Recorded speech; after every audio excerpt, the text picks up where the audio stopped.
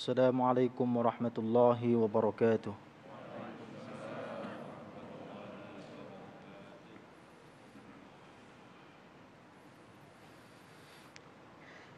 A'udzu billahi minasy syaithanir rajim.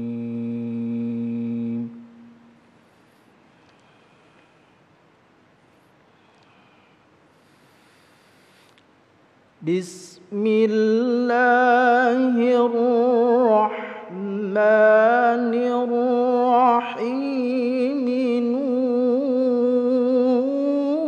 Nun.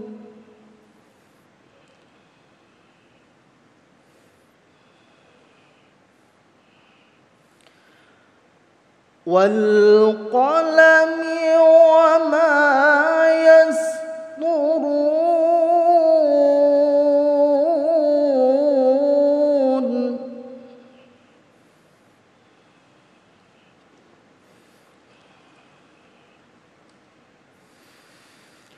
Ma anta bi ni'mati rabbika bimajnun.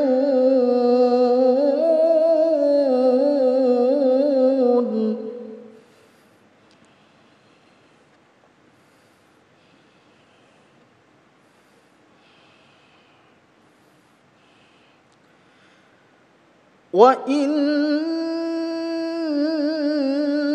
laka la ajran ghayra mamnun.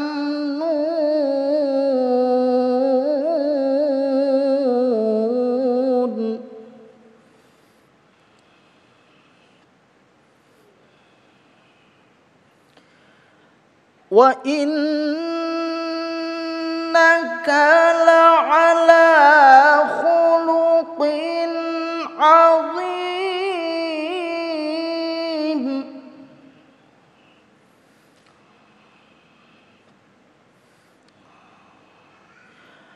Fasatubsiru wa yubsiruna biayyikumul maftun.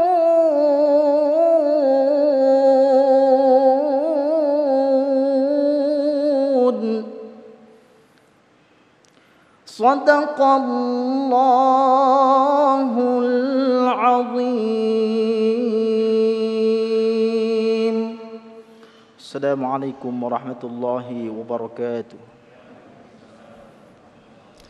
Assalamualaikum warahmatullahi wabarakatuh. Alhamdulillahirabbil alamin. Allahumma shalli ala sayyidina Muhammad wa ala ali sayyidina Muhammad. Segala puji bagi Allah yang kembali mempertemukan kita dalam majelis ilmu Damai Indonesiaku dalam rangka memperingati kelahiran manusia pilihan, manusia terbaik dengan akhlak terbaik, Nabi Muhammad sallallahu alaihi wasallam. Dan alhamdulillah dalam kesempatan kali ini kita bisa bersilaturahim dengan keluarga besar, keluarga kita para jemaah dari Masjid Agung Al-Azhar, Jalan Sisinga Mangaraja, Kebayoran Baru, Jakarta Selatan.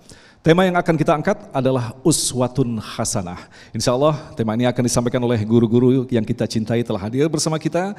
Habib Nabil Al-Musawa, Habib Ahmad Al-Kaf, Habib Ali bin Husain. Kemudian insya Allah nanti juga akan hadir di tengah kita Habib Ali bin Husain dan Habib Geis Asgaf dan juga Syekh Muhammad Jaber.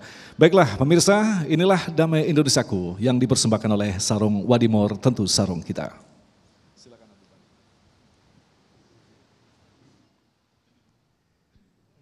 Bismillahirrahmanirrahim. Assalamualaikum warahmatullahi wabarakatuh. Alhamdulillah. Alhamdulillahilladzi arsala rasulahu syahidan wa mubasysyiran wa nadhira wa da'iyan ila Allah bi'idnihi wa sirajan munira. Assalatu wassalam ala sayyidil mursalin wa ala ummahatil mu'minin wa ala ali baitihi at-tayyibin wa ala ashabihi al-mardiyyin wa alaina wa man ittaba'ahum bi ihsan ila yaumiddin. Amin ya Allah ya rabbal alamin. Amma ba'd. yang saya hormati dan dimuliakan oleh Allah Subhanahu wa taala, guru-guru kita, Al-Habib Profesor Dr. Ahmad Al-Kaf, mata'anallah tula hayatih wa nafa'anallah bi'ilmih wa amalih. Kemudian Syekh Muhammad Jabir hafizahullah. Kemudian juga Al-Habib Ali bin Hussein bin Syekh Abu Bakar bin Salim hafizahullah, dan juga Al-Habib Gais Assegaf yang insyaallah sebentar lagi bersama kita, Ustadz Agung, dan juga seluruh ada di sini tokoh-tokoh dari Al-Azhar, ya, para pimpinan, ya, tokoh yayasan dan sebagainya, para jamaah sekalian, dan pemirsa Damai Indonesia TV One dimanapun berada. Ada satu ayat di dalam Al-Quran, para jamaah sekalian. Allah Subhanahu Wa Taala menyebutkan, kata Allah Subhanahu Wa Taala di surah Ali Imran, wa ma Muhammadun illa rasul qad khalat min qablihi rusul. Dan tidaklah Muhammad itu sallallahu alaihi wasallam adalah atau hanyalah seorang rasul, sebelumnya sudah didahului oleh beberapa rasul. Afa immata, apa kalau misalnya beliau itu sudah wafat, au qutila, atau beliau terbunuh, inqalabtum ala aqabikum, lalu kalian berbalik ke belakang, meninggalkan beliau, meninggalkan sunnahnya, meninggalkan ajarannya. Wa may yanqalib ala aqibaih, dan barang siapa yang berbalik ke belakang setelah beliau tidak ada, fala yadurrallaha syai'a, enggak akan membuat madarat kepada Allah sedikit pun. Wa sayajzillahu syakirin, dan Allah akan berikan pahala yang besar kepada orang yang bersyukur. Hadirin wal hadirat, saya kesempatan ini ingin menyampaikan ada beberapa tuduhan kepada Nabi Muhammad SAW. Mudah-mudahan ini bisa membuat kita lebih yakin bahwa beliau itu wama Muhammadun illa rasul. Beliau itu adalah seorang rasul yang dijaga sama Allah Subhanahu Wa Taala. Tuduhan pertama menyampaikan bahwa beliau menjiplak, nyontek dari para nabi sebelumnya. Al-Quran nyontek dari Injil, dari Taurat, dari Zabur, dari yang sebelumnya. Lalu apa penjagaan Allah kepada Sayyidina Muhammad sallallahu alaihi wasallam dari tuduhan itu? Saat pertama kali malaikat Jibril datang kepada Nabi Muhammad sallallahu alaihi wasallam di Gua Hira, kemudian datang lalu memeluk Nabi Muhammad sallallahu alaihi wasallam dengan erat sambil dia berkata, "Iqra", baca. Lalu Rasul SAW setelah itu dipeluk dengan erat sampai beliau sulit bernafas, lalu dilepaskan, "Iqra". Lalu jawab Rasul sambil terengah-engah, "Ma ana biqari", saya ini enggak bisa baca. Dipeluk lagi keras-keras sampai beliau terengah-engah, dilepaskan lagi, "Iqra", 2 kali. "Ma ana biqari", saya ini enggak bisa baca, enggak bisa nulis, ya. Sampai 3 kali baru "Iqra bismi rabbikal ladzi khalaq", dan seterusnya. Kalau orang nuduh bahwa beliau itu jiplak dari sebelumnya, Allah jaga beliau, beliau tidak baca, tidak nulis. Bagaimana mau jiplak dari yang sebelumnya? Orang beliau sendiri tidak baca dan tidak nulis, dan itu beliau ucapkan langsung 3 kali dalam hadis Bukhari dan Muslim. Ma'ana biqari, aku ini nggak bisa baca, nggak bisa nulis. Ya. Jadi dakwaan bahwa beliau itu niru dari ajaran sebelumnya, Quran itu hanya cuplik-cuplik, bagaimana orangnya nggak bisa baca nulis, ya. Itu sepenuhnya dari Allah Subhanahu Wa Taala yang mendidik, membimbing, mengarahkan beliau sepenuhnya, 100% Allah Subhanahu Wa Taala. Kemudian tuduhan itu beralih, tapi kan beliau belajar sama bapaknya. Apa penjagaan Allah terhadap tuduhan ini? Ternyata umur beliau 3 bulan di dalam kandungan, bapaknya meninggal. Bisa nggak nuduh begitu? Tidak bisa. Ya. Oh, mungkin dari ibunya belajar, nyontek supaya belajar tentang ajaran sebelumnya. Ternyata begitu lahir dibawa ke Halimatus Sa'diyah atau Thuwaibah. Ya. Berapa lama? 5 tahun di gunung, di bukit, di desa, nggak ada yang namanya baca nulis di situ, ya. Tapi kan Bib setelah itu pulang ketemu ibu, iya ketemu ibunya setahun. Dari usia 5 sampai 6 tahun, lalu ibunya pun wafat. Masya Allah, saya ingatkan ini, betapa penjagaan Allah kepada beliau dari semua tuduhan. Ya, sampai orang nuduh nyontek pun dibantah semua dengan kenyataan tadi. Oh, setelah itu Beb, dia kan ikut sama kakeknya, belajar sama kakeknya. Kakeknya tokoh besar Quraisy, Abdul Muthalib. Ya, ternyata apa? Hanya 2 tahun. Dari 6 sampai 8 tahun sama kakeknya yang tokoh terkenal. Habis itu kakeknya dipanggil sama Allah Subhanahu, bersih dari tuduhan itu. Oh, tapi ada satu lagi, Beb. Siapa? Pamannya, ya, Abu Thalib. Itu kan hidup sampai tua sama Abu Thalib, ya. Ternyata Abu Thalib itu baru masuk Islam pada saat akhir hayatnya.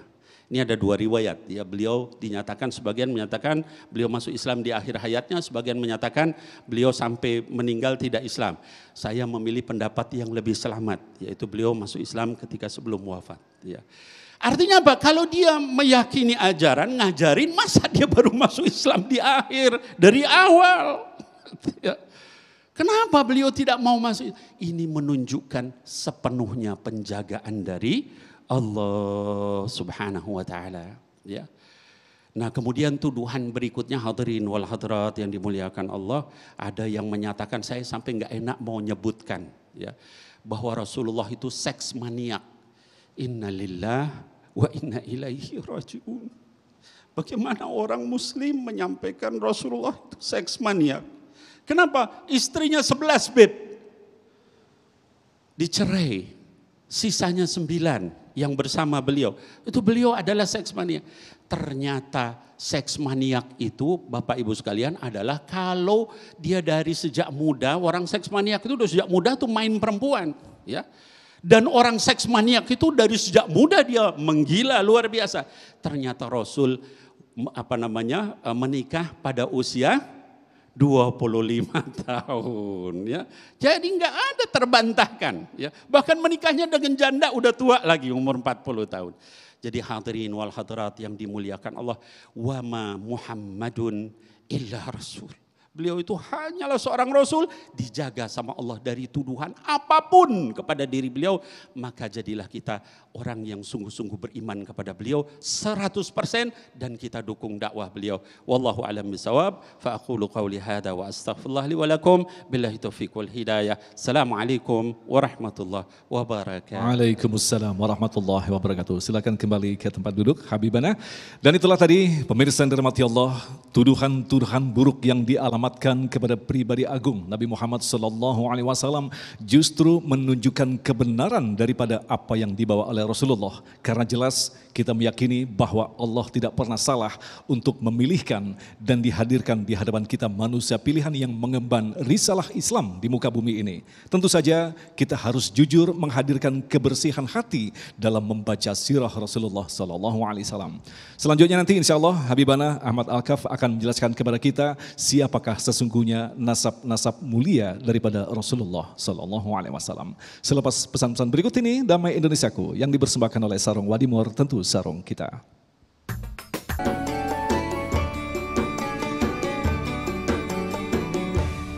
Terima kasih pemirsa, masih bersama kami Damai Indonesiaku yang mengangkat tema tentang uswatun hasanah. Dalam segmentasi berikut ini Habib Al-Kaf akan menjelaskan kepada kita siapakah sesungguhnya sosok Rasulullah dan nasab-nasab mulianya. Silakan Habib. Bismillahirrahmanirrahim. Assalamualaikum warahmatullahi wabarakatuh.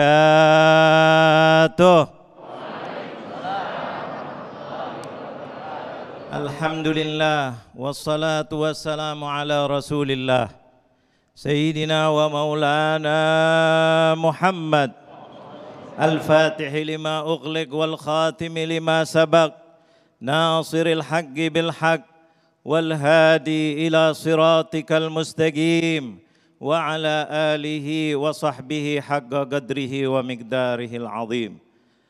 Yang saya muliakan para habaib di sini, Habib Nabil Al-Musawa dari Majelis Rasulullah, bahkan dari MUI Pusat yang mudah-mudahan diberi sehat walafiat, Syekh Muhammad Jabir, Habib Ali bin Syekh Abu Bakar, Habib Ges, semuanya mudah-mudahan dimuliakan oleh Allah tidak lupa Ustadz Agung dan semuanya para asatidz di Yayasan Al-Azhar yang mudah-mudahan dimuliakan oleh Allah Subhanahu wa taala. Jamaah Masjid Al-Azhar yang mudah-mudahan senantiasa disayangi oleh Allah. Wabil khusus pemirsa TV One dimanapun Anda berada, mudah-mudahan senantiasa dimuliakan oleh Allah Subhanahu wa taala, khususnya di hari-hari yang mulia. Mau bilang hari 12 Rabiul Awal dah lewat kemarin. Tapi ini perayaannya 12 Rabiul Awal di bulan-bulannya Rasulullah sallallahu alaihi wasallam. Mudah-mudahan Allah jadikan kehidupan kita khususnya bangsa Indonesia dijadikan tambah berkah, tambah mulia dengan akhlaknya baginda Nabi Muhammad. Yang mana beliau dijaga tadi kita sudah dengar bagaimana tidak ada yang menjaga Rasulullah kecuali Allah Jalla Jalaluh. Ini kita akan membahas tentang nasab. Tadi dikatakan nasab seperti apa yang dikatakan oleh Rasulullah SAW. Inna Allah astafa Kinanatan min waladi Ismail, wastafa Quraisyan min Kinanah, wastafa Bani Hashim min Quraisy, wastafani kata Rasulullah min Quraisy. Bahwa Rasulullah itu pilihan dari keturunan yang mulia, yang mulia, yang mulia, yang mulia. Alias kalau bahasa kita bangsawan. Orang yang hebat, keturunannya tidak diragukan. Mulia, kemulia, kemulia, kemulia. Kenapa? Dijaga oleh Allah. Seperti tadi sambungannya subhanallah. Tapi di sini Allah membuka rahasia yang sangat luar biasa. Bahwa kebiasaannya manusia, mohon maaf. Umumnya, tidak semuanya. Umumnya kalau sudah keturunannya hebat, kadang-kadang susah diatur. Betul apa betul? Merasa dirinya hebat, sombong. Baru punya kekuasaan sedikit aja, sombong. Punya ayahnya mulia, sombong. Sombong. Allah mau menunjukkan kepada kita bahwa Nabi Muhammad SAW tidak ada tandingannya dari segi keturunan. Dan ini sudah disaksikan sampai kepada Nabi Ismail. Kita lihat Nabi Ismail tahu siapa itu anak yang mulia. Anak yang berbakti kepada orang tuanya. Taruhannya nyawa demi membela agama orang tuanya.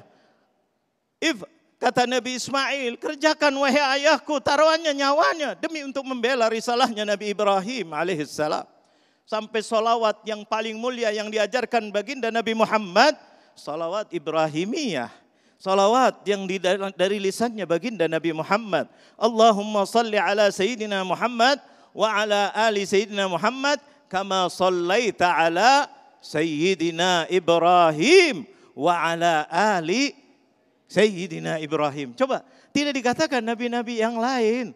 Yang disalawatin adalah Nabi Ibrahim dan Nabi Ismail. Kenapa? Sebagai contoh yang luar biasa, keluarga yang harmonis, keluarga yang mementingkan Allah, maka keluarga itu akan dipentingkan oleh Allah Jalla Jalaluh. Ini Nabi Muhammad keturunan bangsawan luar biasa, tapi di sini akhlaknya luar biasa. Biasanya orang kalau sudah merasa besar, kira-kira ditegur, dikritik mau apa enggak? Berat. Kalau dikritik berani, cemberut, jangan-jangan ngambek. Jangan-jangan dimusuhin. Betul atau betul? Coba lihat akhlaknya baginda Nabi Muhammad. Seorang yang mulia, keturunan mulia. Dan ini disaksikan oleh Raja Najasyi. Ketika bertanya kepada utusan Rasulullah ketika hijrah pertama. Sayyidina Ja'far bin Abi Thalib ditanya bagaimana tentang keturunannya. Karena keturunan penting. Oh orang hebat. Kok mau orang hebat berkumpul dengan orang-orang miskin?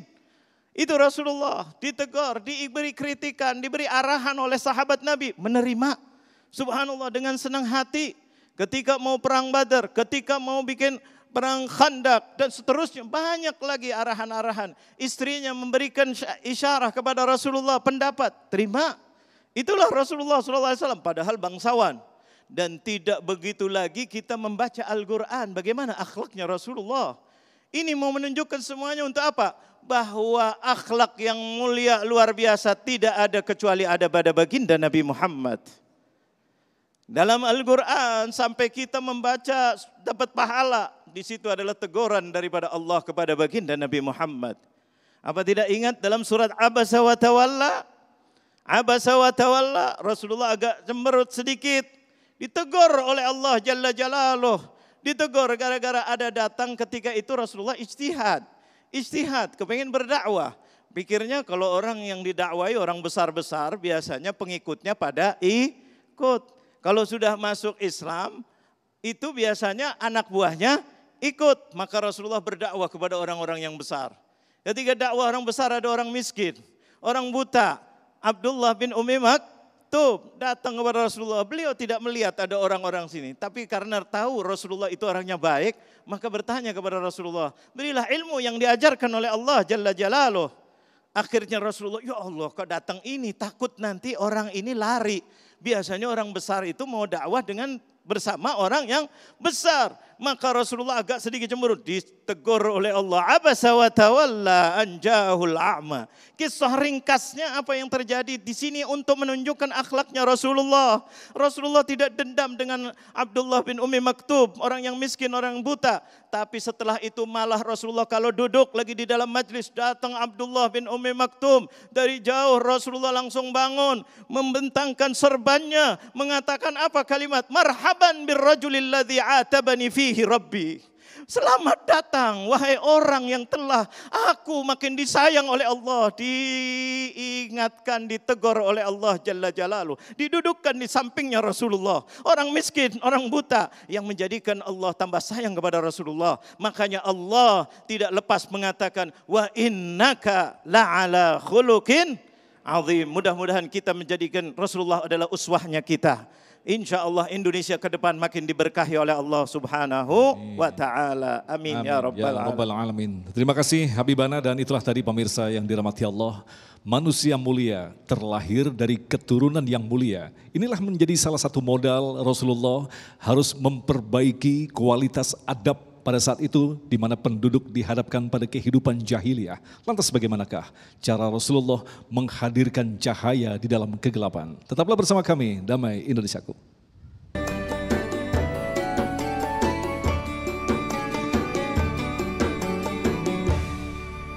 Baik, terima kasih pemirsa, Anda masih bersama kami Damai Indonesiaku, spesial Maulid Nabi Muhammad SAW. Dalam segmentasi berikut ini, Habib Ali akan menjelaskan kepada kita bagaimanakah Rasulullah dengan Al-Quran mampu menyempurnakan sekaligus memperbaiki kualitas adab masyarakat jahiliyah pada saat itu. Silakan Habib Ali.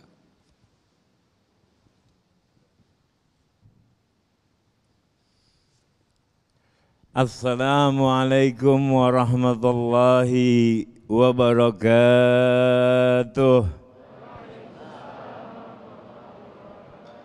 Hamidna hina hadal fuadina ilal islam wa dinil hanifi. Dinu ja'a min rabbil azizil khabiri bi ibadi bihim latifi. Iza tuliyat ayatuhu tahaddarid dumu zilubbil khasifi. Rasaidu li Ahmad min hudaha bi ayyatil mubayinatil hurufi. Ahmadul Mustafa fina muta'un la taqsawhu bil qawli hanifi. Allahumma salli wa sallim wa barik wa karrim ala sayyidina Muhammad alladhi hadaitana bih wa allamtana bih wa karramtana bih wa sarraftana bih wa dallaltana bih wa ja'alta sa'adatud darain fi sayri ala darbih wa bulughul hudna fi tahaqquqi bihubbih. Allahumma fahaqqiqna bihubbih wa tsabbit aqdamana ala darbih wa ala alihi wa sahbihi. Yang sama-sama kita muliakan adalah Habib Nabil Ayahanda, Habib Nabil Musawa, adalah Habib Profesor Dr. Ahmad Al-Kaf, Syekh Muhammad Jabir, Ahina Fillah, Da'ilallah, Al-Habib guys, As-Segaf, yang semoga semuanya kita mendapatkan manfaat dari apa yang telah disampaikan beliau. Kita mengambil ibrah dan pelajaran daripada apa-apa yang disampaikannya. masuk ke dalam hati kita dan menjadikan renungan bagi diri kita. Hadirin dan hadirat pemirsa Damai Indonesiaku, di mana saat ini kita berada, sesungguhnya ini kemuliaan yang Allah turunkan untuk kita. Allah hadirkan di edisi spesial dalam memperingati kelahiran Nabi Muhammad. Bayangkan jika seorang Abu Lahab bergembira dengan kelahiran Nabi Muhammad, setiap hari Senin padahal masuk di dalam neraka, tapi keluar dari jemarinya air untuk meringankan azabnya. Diriwayatkan oleh Abbas, hadis di dalam Sahih Al-Bukhari. Sehingga suatu orang penyair, satu orang ulama besar dari kota Damsyik, An-Nasruddin Ad-Damsyiki berkata, "Iza kana hadza kafirun, lazimmuhu tabbat yada fil jahili muhallada. Ala ata fi yaumil itsnaini daiman yuhaffaf anhu bisururi bi ahmada. Fama dhannul 'abdi alladzi tulu umruhu masrurun bi ahmada wa mata muwahhida." Jikalau seorang kafir yang jelas-jelas termaktub di dalam Al-Quran, Abu Lahab masih mendapatkan keringanan setiap hari Senin karena bergembira atas kelahiran Nabi Muhammad dengan memerdekakan budak yang bernama Suwaibah, itu dikasih keringanan. Dan kira-kira bagaimana kita yang sepanjang umur kita selalu bergembira dengan kelahiran Nabi Muhammad dan mati dalam keadaan tauhid, mengesahkan Allah Subhanahu wa taala. Nabi teragung, Nabi yang termulia.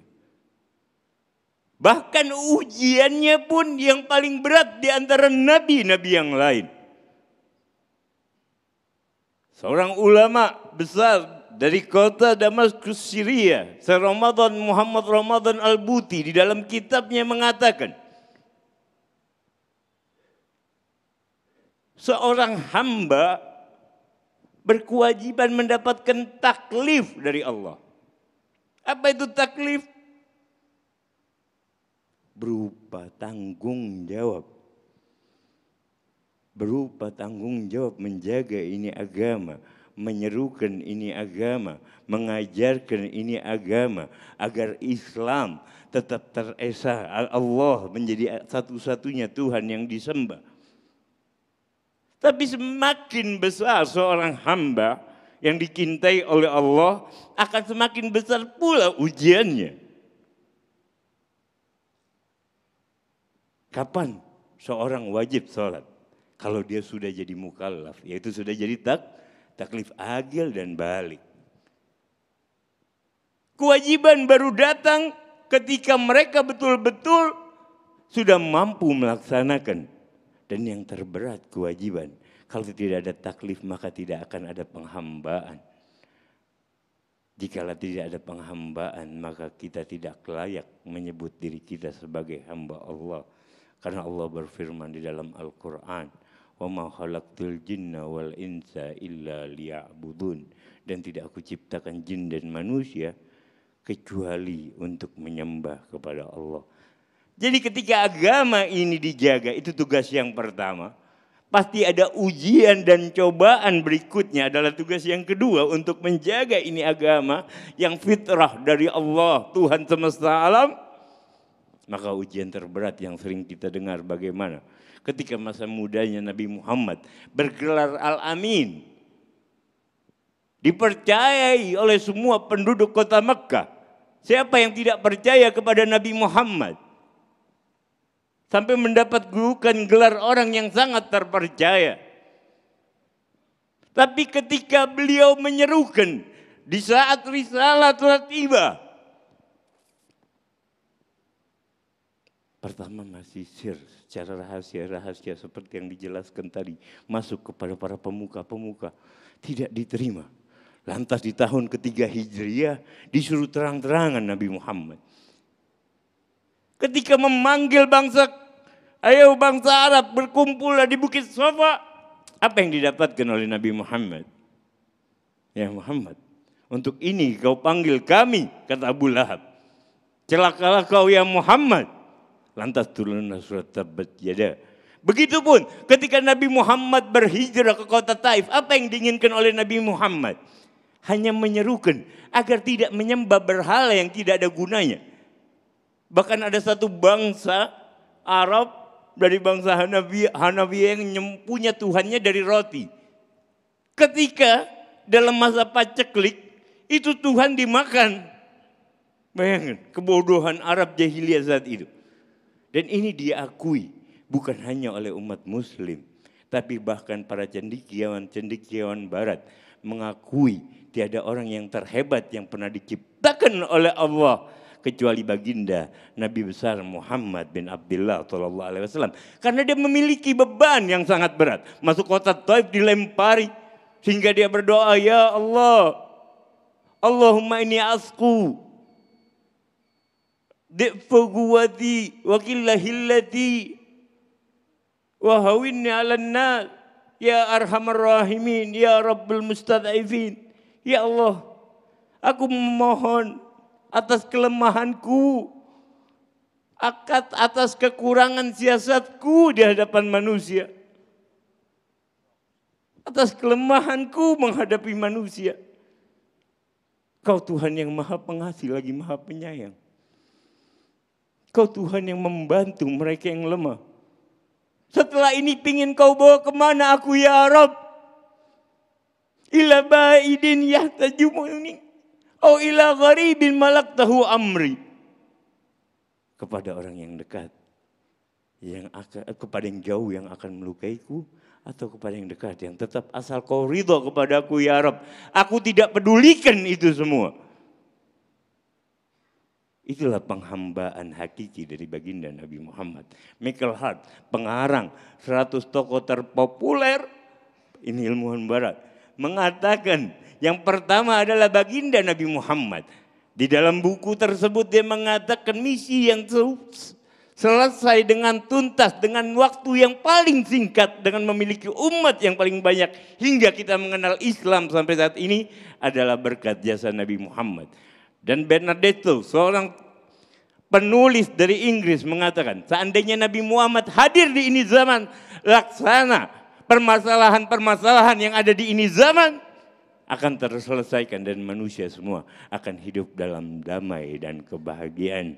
Amin ya rabbal alamin. Semoga kita semua mendapatkan keberkahan dari Nabi Muhammad sallallahu alaihi wasallam. Baik, terima kasih Habibana. Masya Allah, pemirsa yang dirahmati Allah. Dari sekilas sirah Nabi Muhammad SAW yang disampaikan oleh guru-guru yang kita cintai, tentu saja semakin menumbuhkan cinta kita kepada Rasulullah SAW. Dan tentu saja ingatlah, cinta kepada Rasulullah berarti mencintai sunnah-sunnahnya. Lantas bagaimanakah dengan kualitas kita mengikuti sunnah-sunnahnya secara total? Habib Gais akan jelaskan selepas pesan-pesan berikut ini. Tetaplah bersama kami, Damai Indonesiaku.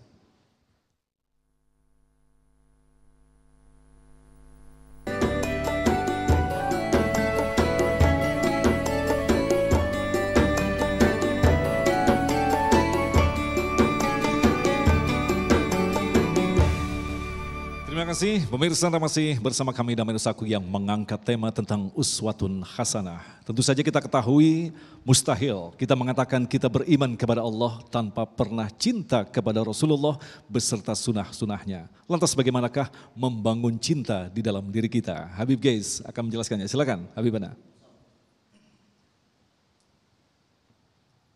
Bismillahirrahmanirrahim. Uhayyikum bitahiyatil Islam. Assalamualaikum warahmatullahi ta'ala wabarakatuh.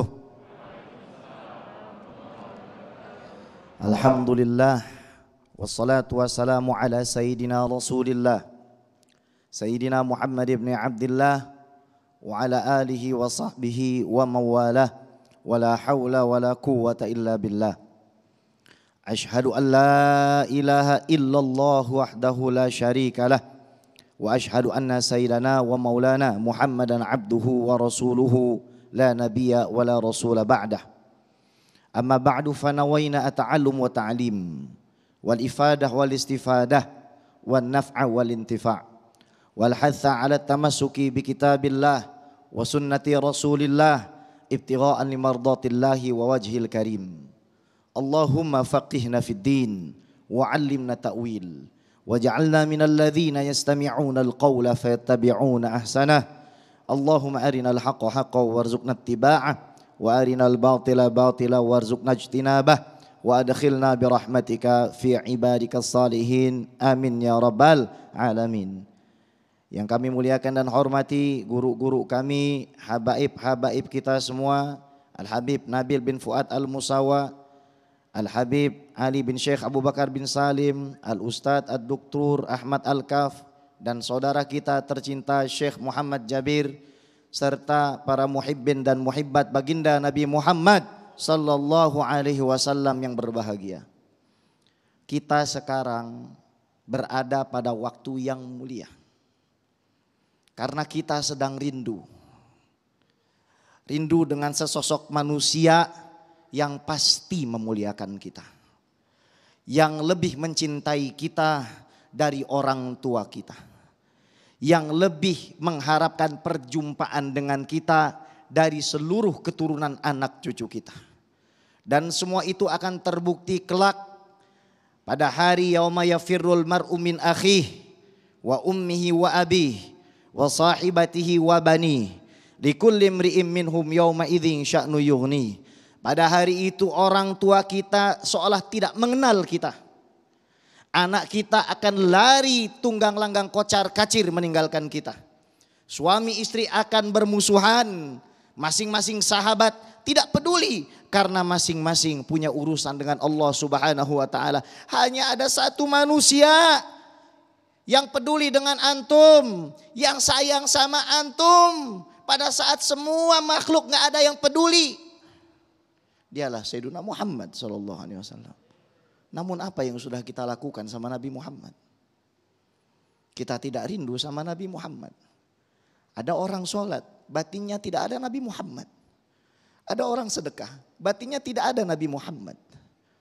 Di zaman Nabi Muhammad sallallahu alaihi wasallam ada Masjid Dirar, masjid tempat orang sujud, dibakar oleh Nabi Muhammad sallallahu alaihi wasallam. Kenapa? Karena di dalamnya tidak ada mahabbatullah, tidak ada cinta kepada Allah, dan cinta kepada Sayyidil Wujud, Sayyiduna Muhammad. Ya Habib, tidak boleh ngucapin selamat hari lahir itu. Tidak ada yang ngajarin katanya. Nanti dulu. Yang pertama kali mengucapkan selamat hari lahir, yang pertama kali mengucapkan selamat ulang tahun, itu bukan manusia, bukan malaikat, tapi Allah. Dalilnya mana Bib? Buka surat Maryam ayat 15 dan 33. Wassalamun alaihi yauma wulida. Selamat sejahtera bagi Yahya hari di mana dia dilahirkan. Jamaah tolong jawab saya. Bahasa Inggrisnya selamat hari lahir teh kunaon? Happy? Happy? Allah bilang happy birthday Yahya. Bib, tapi itu kan pada saat dilahirkan. Bukan tahun depannya atau tahun depannya lagi. Coba buka ayat 33. Ini kalam al-azali, kalamullah alladzi la yumallu sama'uhu. Kalam azali yang tidak akan berubah dengan lekang waktu dan zaman. Masya Allah. Wassalamu alayya yauma wulidtu. Kata Nabi Isa alaihissalam ketika beliau sudah dewasa, selamat sejahtera bagi diri saya hari di mana saya dilahirkan. Happy birthday to me, said Isa, peace be upon him. Kata Nabi Isa apa? Selamat hari lahir, selamat ulang tahun bagi diri saya. Fal akil ya'rif. Orang berakal tahu, dikasih isyarat langsung paham. Kalau Nabi Yahya alaihi salam yang bukan Sayyidul Anbiya wal Mursalin diucapkan selamat milad, selamat maulid, selamat hari lahir. Nabi Isa alaihi salam bukan khatamun nabiyyin, dimuliakan oleh Allah hari lahirnya. Fama baluka bi sayyidil wujud, fama baluka bi syafi'ina Muhammad. Maka lebih wajib bagi diri kita senang. Senang itu enggak semuanya dapat pahala. Tapi ada loh senang yang bisa mengalahkan semua kenikmatan dunia. Hadza bilisan yani Quran. Qul bifadlillahi wa birahmatihi fabidzalika falyafrahu huwa khairum mimma yajma'un. Ini Allah Rabbul Alamin, Tuhanku dan Tuhan kalian semua yang menciptakan alam semesta mengatakan, Muhammad, sampaikan kepada kaummu. Karena mereka sudah dapat fadl, mereka sudah dapat anugerah, mereka sudah dapat rahmat. Fabidzalika falyafrahu, silakan mereka bergembira, silakan mereka bersukacita. Huwa khairum mimma yajma'un, itu semua lebih baik dari apa yang mereka kumpulkan. Silakan kumpulkan mobilmu, silakan kumpulkan rumahmu, silakan kumpulkan uangmu, tambangmu, nikelmu, petroleummu, emasmu, intanmu, perakmu. Da'na bihubbi Sayyidina Muhammad sallallahu alaihi wasallam. Biarkan kami berbahagia dengan kelahiran Nabi Muhammad sallallahu alaihi wasallam. Jadi kata Allah, orang yang senang dapat rahmat itu lebih baik dari apa yang bisa dikumpulkan. Maka rugi orang yang gak hadir di majelis maulid Nabi. Karena dia lebih mikirin hartanya, lebih mikirin mobilnya. Ini majelis kita farhan, kita senang karena kita dikasih pemberian. Wa ma arsalnaka illa rahmatan lil alamin. Ini maknanya. Nggak mungkin kita nggak cinta sama Nabi Muhammad sallallahu alaihi wasallam. Annahu sadal kul. Kata Imam Is bin Abdissalam, Nabi Muhammad ini tuannya segala makhluk. Nanti Nabi Adam alaihissalam sampai Nabi yang paling bawah, di bawah panjinya Rasulullah sallallahu alaihi wasallam. Pertanyaannya, kita ada di mana? Kalau kita benci sama orang yang berbahagia pada saat lahirnya Nabi Muhammad sallallahu alaihi wasallam, mohon maaf, syaitan dari mana yang merasui tubuh kita? Sehingga orang yang senang dengan lahirnya Nabi Muhammad sallallahu alaihi wasallam, Anda katakan sesat dan masuk neraka, wal iyazubillah. Bib, Nabi Muhammad itu orangnya bagaimana? Hidungnya mancung, kulitnya putih, ka'annama sigha min fiddah. Seolah-olah Nabi Muhammad itu ditempa dari perak. Alisnya tebal melengkung, bulu matanya lentik, nggak pakai extension kayak emak-emak zaman sekarang. Nabi Muhammad SAW bola matanya besar, beda sama kita. Kita besaran putihnya, Nabi SAW besaran hitamnya. Kalau tersenyum keluar hawa naga, bapak kalau istrinya tersenyum yang keluar. Kalau tersenyum Nabi keluar cahaya, kalau bapak tersenyum yang keluar hawa naga. Beda Pak sama Rasulullah. Nabi SAW keringatnya dibotoli sama Ummu Sulaim. Bu, sehat? Pernah botolin keringat suami bu? Nabi itu semakin berkeringat semakin wangi. Bahkan mazkur fi Sahih Bukhari, ada orang kafir lari ke kawan-kawannya. Ana ini baru ngelihat satu fenomena yang sangat ajib luar biasa. Kenapa? Itu Muhammad kalau meludah, ludahnya tidak pernah jatuh ke tanah. Pasti sahabatnya nadahin ludah Nabi Muhammad. Bu, pernah nadahin ludah suami? Cintaku, ayo ludah sini gitu. Ini sahabat Nabi SAW, mahabbahnya luar biasa sama Nabi Muhammad. Zaman sekarang banyak artis, banyak selebgram, tapi nggak ada yang ngalahkan Nabi Muhammad. Nabi kalau lagi tahallul, lagi cukur, itu ratusan orang mengelilingi Nabi Muhammad SAW untuk mendapatkan rambut Nabi Muhammad. Ibu pernah ngumpulin rambut suami, paling ujungnya dibakar bu. Tapi Nabi Muhammad SAW sangat luar biasa. Akhlaknya Nabi nih, kalau makan nggak pernah bersandar. Sebelum makan berwudu, setelah makan berwudu. Kita sebelum makan buang angin, habis makan buang angin lagi, itulah kita. Nabi Muhammad SAW suka nutupi aib orang. Gimana Beb maksudnya nutupi aib orang? Waktu itu Nabi SAW sedang makan, tiba-tiba ada yang buang angin. Habis makan daging unta. Ini para sahabat sudah mau cari kriminalnya di mana ini. Ya, pengen diberikan 1-2 kalam ini sama para sahabat. Nggak ketahuan. Nabi tahu siapa yang buang angin. Lalu kata Nabi apa? Barang siapa makan daging unta hendaknya berwudu. Ya kontan satu ruangan berwudu. Selamatlah itu pelaku kriminal itu. Coba kalau dia di samping kita, kita tahu dia kentut di depan Rasulullah. Berani nggak mohon maaf buang angin depan Habib Nabil, depan Syekh Muhammad, depan profesor kita, berani apa kagak? Berani nggak depan Habib Ali buang angin? Ini sahabat ada yang buang angin di depan Nabi Muhammad SAW. Santai Nabi Muhammad. Terus Nabi juga suka bercanda.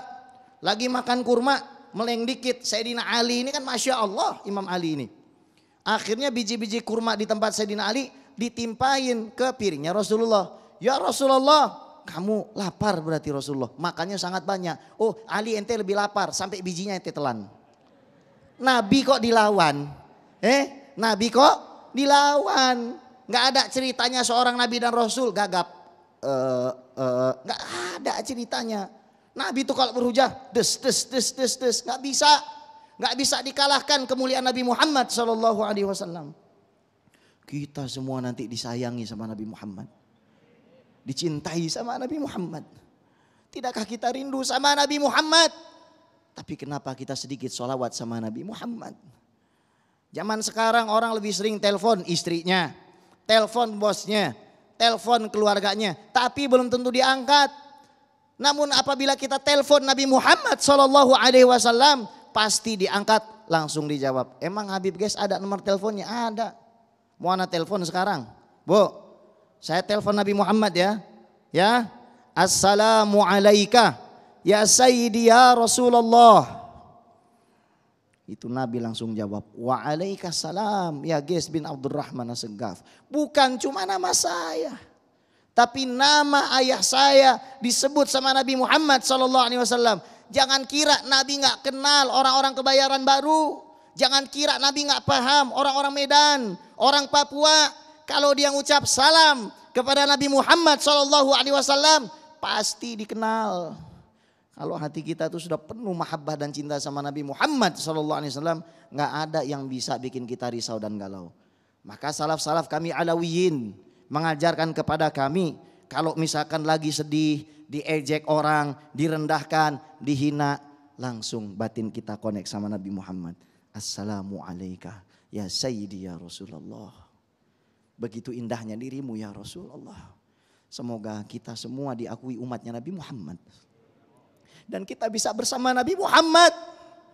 Dan kita diakui sebagai pengikutnya Nabi Muhammad yang terdepan, sehingga kelak kita bersama Nabi Muhammad SAW. Astaudi'ukumullah. Assalamualaikum warahmatullahi ta'ala wabarakatuh. Waalaikumsalam warahmatullahi wabarakatuh. Terima kasih Habibana. Kami persilakan kembali ke tempat. Itulah dari pemirsa yang dirahmati Allah.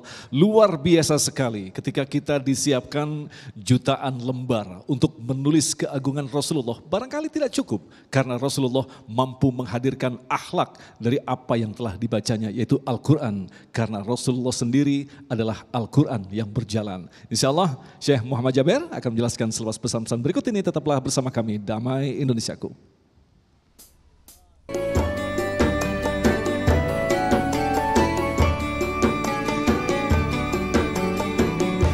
Baik, terima kasih pemirsa, Anda masih bersama kami Damai Indonesiaku. Dalam segmentasi yang berikut ini, Syekh Muhammad Jaber akan menjelaskan bagaimanakah karakter Rasulullah yang mulia mampu merombak segala bentuk kejahilian sifat manusia pada saat itu dengan akhlak yang mulia. Beliau adalah uswatun hasanah. Silakan, Syekh.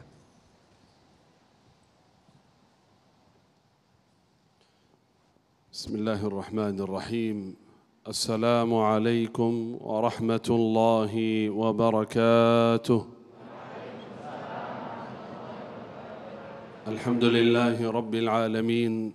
Alhamdulillahi hamdan kathiran tayyiban mubarakan fih.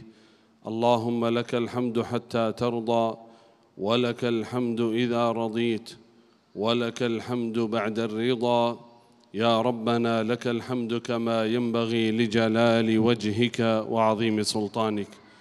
اللهم صل وسلم وبارك وأنعم على عبدك ورسولك نبينا وسيدنا وحبيبنا وشفيعنا محمد صلى الله وسلم وبارك عليه وعلى آله وصحبه أجمعين. أما بعد. الحمد لله. Siapakah yang diberikan kemuliaan lebih besar daripada saya di hari ini? Kenapa? Karena anugerah Allah kepada saya berada di tengah-tengah para habaib, para zuriyatul Rasul, keturunan Nabi Muhammad sallallahu alaihi wasallam. Habib Nabi Musawa, Habibana Dr. Ahmad Al-Kaf, Habib Ali bin Hussein, Habib Gais As-Segaf. Semoga ya Rabb dengan pertemuan kita dengan habaib dekat, cinta dan hormat para keturunan Nabi Muhammad sallallahu alaihi wasallam. Semoga kita mendapatkan syafaat Sayyidina Muhammad sallallahu alaihi wasallam. Alhamdulillah, tadi ilmu yang luar biasa mengenai Nabi Muhammad sallallahu alaihi wasallam yang kita dapat dari para habaib. Intinya menjadikan Nabi Muhammad sallallahu alaihi wasallam uswatun hasanah. Itulah intinya. Inilah tema hari ini, uswatun hasanah. Karena Allah Subhanahu wa taala menciptakan alam semesta ini untuk satu tujuan. Wa ma khalaqtul jinna wal insa illa liya'budun. Allah menciptakan kehidupan dan kematian liyabluwakum ayyukum ahsanu amala. Ya Allah, bagaimana cara beribadah kepada Engkau? Cara saya mengerjakan amalan yang terbaik bagaimana ya Allah? Caranya bagaimana ya Allah? Inilah caranya Nabi Muhammad sallallahu alaihi wasallam. Allah Subhanahu wa taala mewujudkan, melahirkan Nabi Muhammad sallallahu alaihi wasallam sebagai contoh terbaik bagi kita semua. Allah berfirman dalam Al-Quran, ba'da a'udzu billahi minasyaitonir rajim, laqad kana lakum fi rasulillah لقد كان لكم في رسول الله أسوة حسنة لقد كان لكم في رسول الله أسوة حسنة لمن كان يرجو الله. Uswah hasanah bukan bagi semua, hanya bagi seorang yang betul-betul ingin mengharapkan ridha Allah. Bukan bagi siapa saja. Liman kana yarjullah, bagi siapa yang mengharapkan ridha Allah Subhanahu wa taala wal yaumil akhir, ingin menyelamatkan diri nanti di hari akhirat. Karena tidak ada manusia pun bisa masuk ke dalam surga selamat nanti di yaumul qiyamah kecuali melalui wasilah Nabi Muhammad sallallahu alaihi wasallam. Sahabat Rasulullah sallallahu alaihi wasallam mengerti betul makna uswatun hasanah. Karena itu mereka meniru, meneladani Nabi Muhammad sallallahu alaihi wasallam. Itulah intinya. Bagaimana dalam kehidupan kita dari pagi sampai malam kita melihat bagaimana cara kehidupan Nabi Muhammad sallallahu alaihi wasallam, kita meniru Nabi Muhammad sallallahu alaihi wasallam. Inilah tanda seorang yang mencintai Rasulullah, dia mengikuti Nabi Muhammad sallallahu alaihi wasallam. Saya kasih satu kisah saja. Coba lihat seorang yang betul-betul mencintai Rasulullah sallallahu alaihi wasallam. Di Sahih Muslim, seorang sahabat namanya Anas bin Malik radhiyallahu anhu ardah. Beliau berkata, pernah Rasulullah sallallahu alaihi wasallam diundang. Saya menemani Rasulullah sallallahu alaihi wasallam. Sampai masuk rumah fulan, dia mempersiapkan makanan, khubzun wa syair, ada roti dicampur sama gandum, ma'a maraqun fihi dubba. Di situ ada dubba, al-qara'. Itu semacam labu merah. Anas bin Malik, dia memantau, memperhatikan Nabi SAW makannya bagaimana. Itulah mereka sangat memantau dan memperhatikan Nabi SAW. Apa yang beliau ucapkan, apa yang beliau lakukan, mereka mengikuti SAW. Bukan hanya dalam hal ibadah saja, dalam hal biasa. Bayangkan Anas bin Malik berkata, ketika saya duduk makan bersama Rasulullah SAW, saya memperhatikan Nabi SAW mencari al-qara', ad-dubba. Dia cari al-qara' mana? Makan. Ada lagi ini, makan. Ada lagi ini, makan.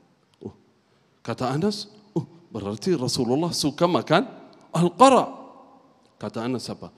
Wallahi ma ziltu uhibbuha mundu an ra'aitu Rasulullah yuhibbuha.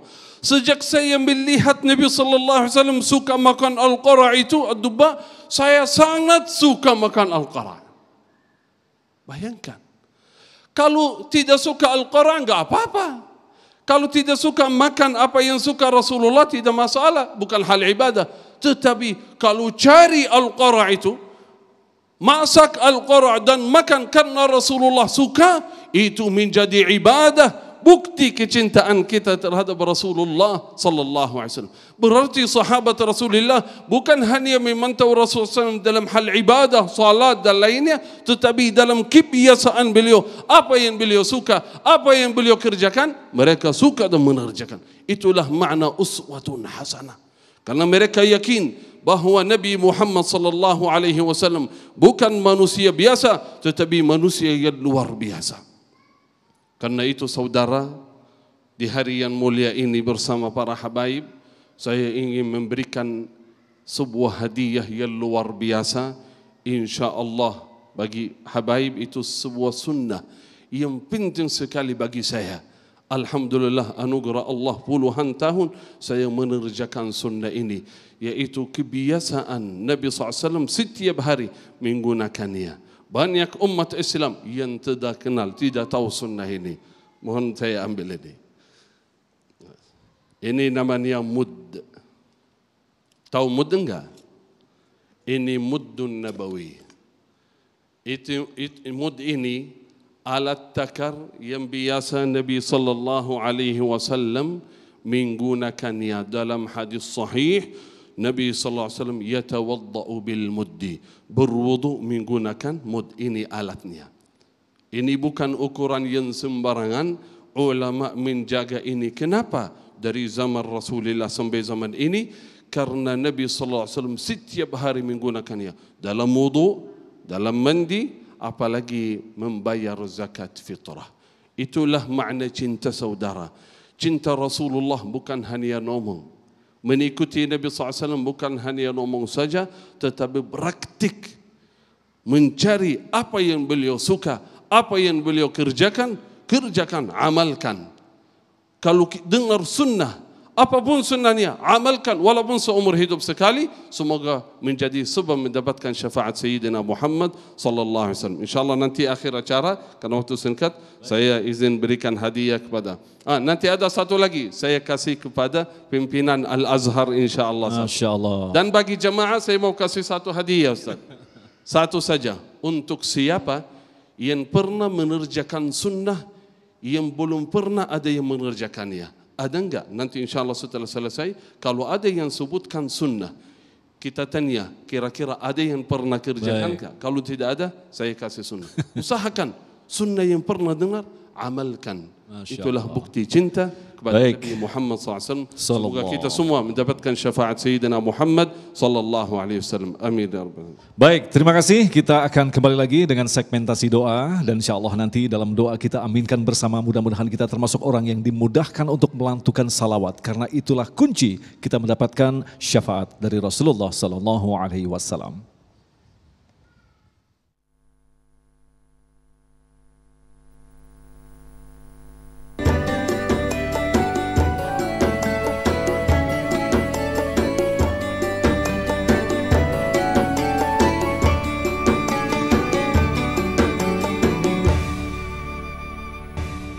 Demikian pemirsa Damai Nusaku untuk hari ini, dan jangan lewatkan Damai Nusaku pada hari Sabtu 23 Oktober. Kami akan menghadirkan Ki Haji Khalil Nafis dan Ustadz Audzai Mahfuz dengan tema peran santri untuk negeri. Sementara di hari Ahad 24 Oktober kami akan menghadirkan Kiai Haji Haris Hakam dan Kiai Haji Romli dengan tema sendi-sendi persaudaraan Islam. Agung Izul Haq dan pendukung acara ini Sarong Wadimor, tentu Sarong kita mengucapkan terima kasih atas perhatian Anda. Assalamualaikum warahmatullahi wabarakatuh. Bismillahirrahmanirrahim. Amin ya Allah ya Rabbal Alamin. Alhamdulillahi Rabbil Alamin. Wassalatu wassalam ala sayyidil anbiya'i wal mursalin wa ala alihi wa sahbihi ajma'in.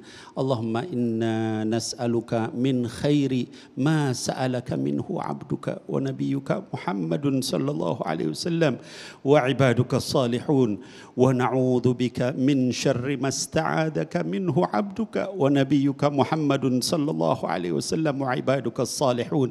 Ya Allah, kami memohon kepadamu segala kebaikan yang pernah diminta oleh hamba-Mu dan Rasul-Mu Sayyidina Muhammad sallallahu alaihi wasallam dan pernah diminta oleh seluruh hamba-hamba-Mu yang saleh, dan kami berlindung kepadamu dari seluruh keburukan yang pernah diminta perlindungan dari Nabi-Mu dan hamba-Mu Sayyidina Muhammad sallallahu alaihi wasallam, dan juga pernah diminta perlindungan oleh seluruh hamba-hamba-Mu yang saleh. Sallallahu ala nabiyina Muhammadin wa ala alihi wa sahbihi ajma'in wa sallim, walhamdulillahi rabbil alamin.